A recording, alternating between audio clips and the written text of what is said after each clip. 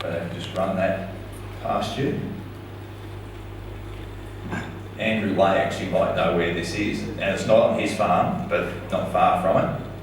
So this is a paddock at Murrabin that's got 600 acres of box lawns on it. And that's bad enough for that 600 acres, but more or worse, for all the neighbours, that means there's a hell of a lot of box lawns there where birds eat the seed, travel, fly, do what birds do, and the seed gets spread everywhere.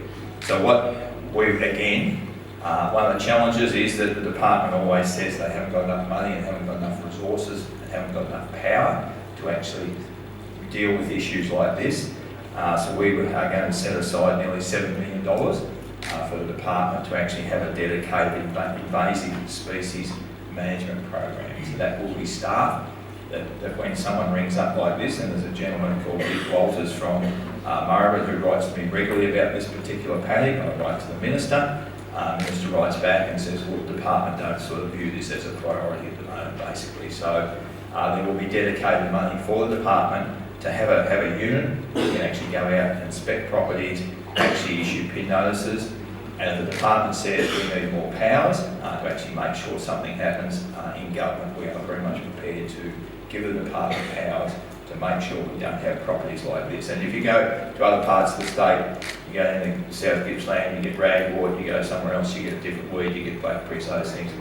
I think there's a responsibility on everyone to actually control the weeds on their property, not necessarily just worry about the new invasive species. It's actually about controlling those that are spreading further and further there. So $7 million actually set up a dedicated unit in the department to enforce weeds. And as I said, if they need more powers to make sure it happens, if they need the power to issue PIN notices. One of the things the department's always said is we don't want to get tied up in court fighting it forever. I don't think we should be going to court. I think we should be the old monopoly saying, do not pass go, do not collect $200, go straight to jail. Maybe not to jail, but definitely to fines to make sure that happens. So I suppose that they are the two announcements that I'd like to put on the table in addition to what Matthew talked to you about yesterday. And just to finish off, farmers actually live in communities. You and your families are part of communities, so it's also about what's done on behalf of communities. One of the things that has troubled a number of my parliamentary colleagues and myself when you look at it is the educational outcomes of country students versus city students, and there's a substantial gap between the two. I think we all aspire for our children to get the best education, and there's very good research that actually shows that educational outcome equals higher paid jobs, higher paid income actually equals better health outcomes in your life as well. So it's about the education, increasing your earning capacity, which leads to a healthier lifestyle over time. So one of the things we have announced previously, which I'd just like to reinforce today, is what's called our Brighter Futures program. So $80 million of capital to go with the recurrent in the department to actually build facilities at our schools where you can co-locate country schools, where you can actually co-locate all the services for those particular schools. There's a very good saying that it takes a village to raise a child. What we want to do is work with our schools and our rural communities to actually help build that village. There's been a pilot where some of this work has been done in Robinvale, where you've actually got the physical infrastructure, where you've got the maternal child health care, you've got the kindergarten, you can have after school care, you can have daycare as part of the school. So you've got that peer support of those particular people delivering those services. It is more welcoming of the family. So for those areas where we've got less people that are more disadvantaged in society, it is actually welcoming for the whole family to come to the school.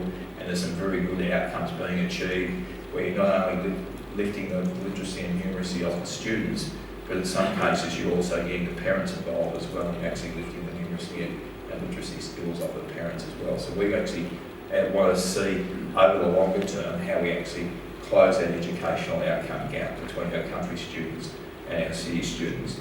When I was talking to Steph Ryan about recently, who was our shadow minister that's helping drive this, Steph said, you realise that probably now, in the time of our careers in politics, we probably won't see the real outcome of this, because it is, it's almost generational. It takes 15 years to get a child through kindergarten, preschool, school, high school and onto their education. But what we want to do is actually start the process, break that cycle of short-term funding and actually have a long-term system where we can actually close that educational gap over that time.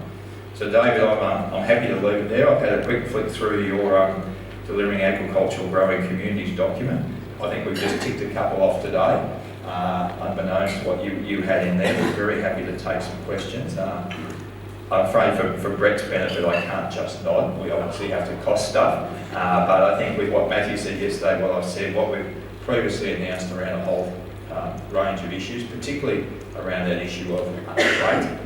We actually want to make sure that the Port Rail shuttle is actually done. The money has been sitting there since 2014 budget to actually do the Port Rail shuttle. It's a disgrace that that hasn't been built. We announced some additional money to actually look at how we actually put that rail shuttle in the wet dock as well. And we actually also announced $20 million to continue the freight subsidy on the containers. So some substantial announcements around freight and infrastructure already. And no doubt, as you already flagged, there was an election year, and I'm sure there'll be more to come. Maybe not state knives, but more to come. Thank you. Thanks, Peter.